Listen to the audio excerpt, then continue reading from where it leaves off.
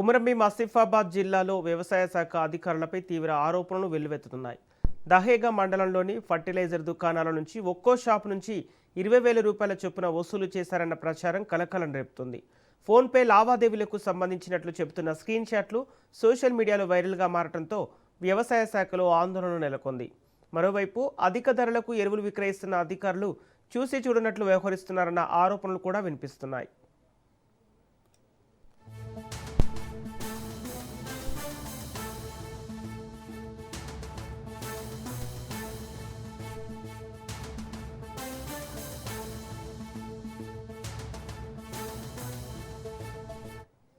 కొమరంభీం ఆసిఫాబాద్ జిల్లాలో వ్యవసాయ శాఖ అధికారులపై తీవ్ర ఆరోపణలు వెల్లువెత్తుతున్నాయి.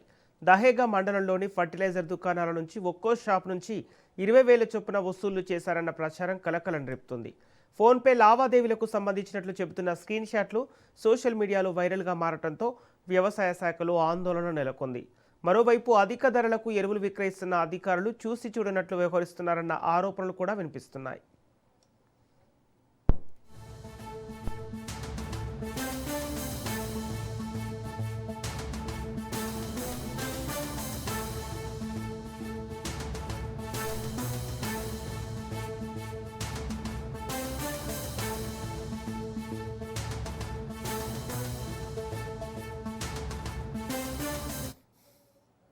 కొమరంభీం ఆసిఫాబాద్ జిల్లాలో వ్యవసాయ శాఖ అధికారులపై తీవ్ర ఆరోపణలు వెల్లువెత్తుతున్నాయి. దహేగా మండలంలోని ఫర్టిలైజర్ దుకాణాల నుంచి ఒక్కో షాప్ నుంచి 20,000 చొప్పున వసూలు చేశారన్న ప్రచారం కలకలం రేపుతోంది. ఫోన్పే లావాదేవీలకు సంబంధించినట్లు చెబుతున్న స్క్రీన్ షాట్లు సోషల్ మీడియాలో వైరల్గా మారడంతో వ్యవసాయ శాఖలో ఆందోళన నెలకొంది.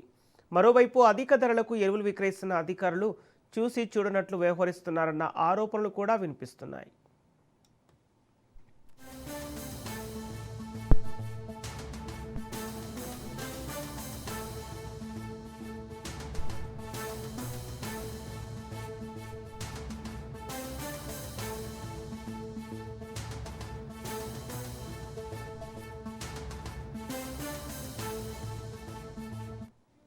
ఇదే అంశానికి సంబంధించి పూర్తి డీటెయిల్స్ మా ప్రతినిధి అరుణ్ కుమార్ అందిస్తారు.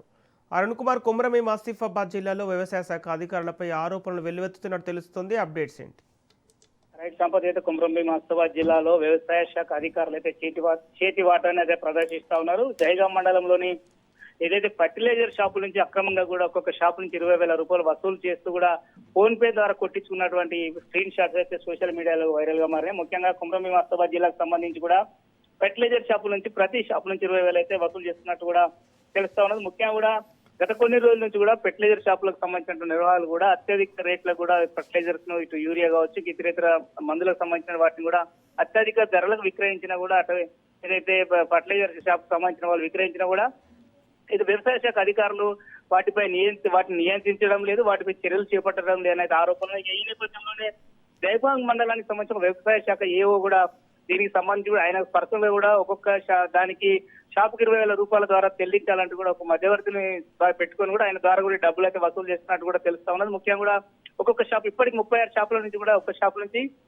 20,000 చొప్పున 36 షాపుల నుంచి కూడా ఏదైతే కలెక్ట్ చేయడం జరిగింది. ఇంకొక 4 షాపులు అంటే మొత్తం 40 షాపులు ఉన్నాయి.